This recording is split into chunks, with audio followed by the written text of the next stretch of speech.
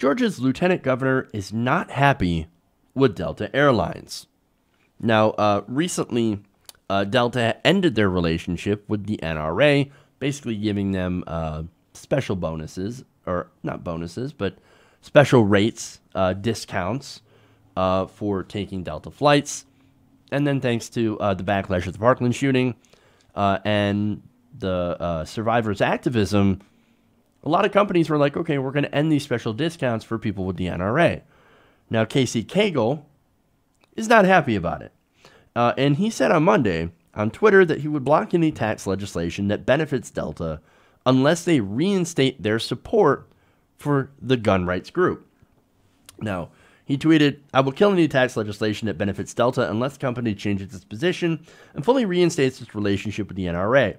Corporations cannot attack conservatives and expect us not to fight back."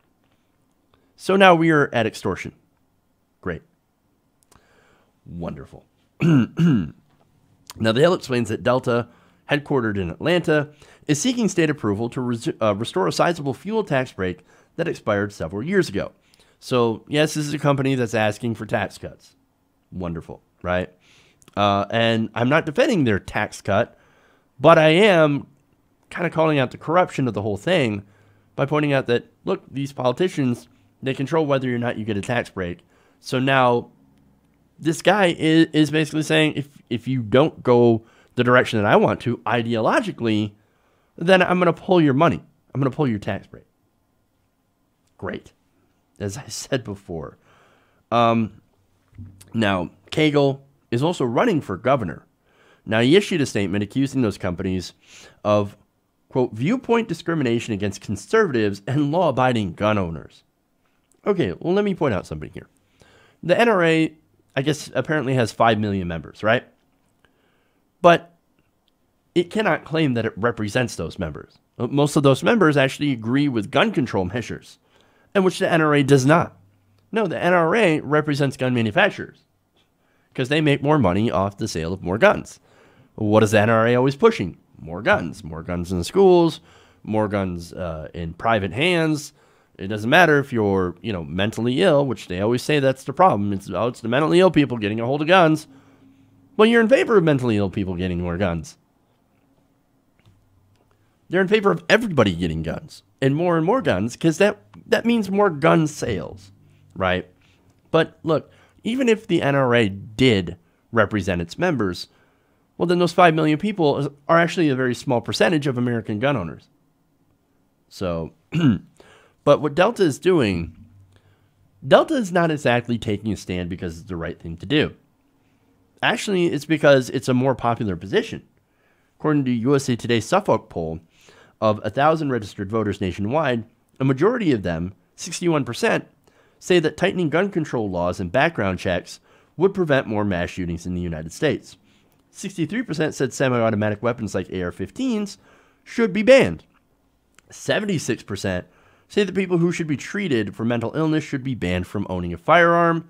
And another CNN poll pointed out that 70% of Americans want tighter gun control measures overall. They're not taking a brave stand. They're doing it because most of their customers agree with that position. Now, of the 70%, by the way, of Americans nationwide that want gun control, 57% are gun-owning households. These are gun owners saying, yes, let's have some common sense gun control because we've gone insane in this country with mass shootings. Makes sense, right? So again, not a moral stand. It's business. And most businesses do not want to be on the wrong side of an issue because they don't want to lose their customers.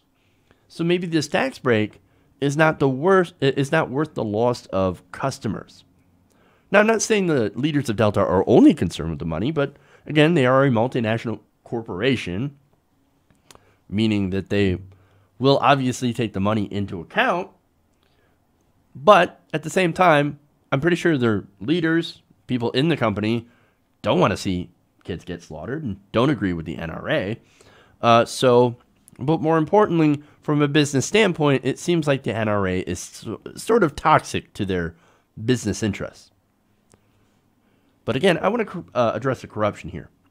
Now, Cagle has an obvious bias towards the NRA. I wonder if he's received money from them.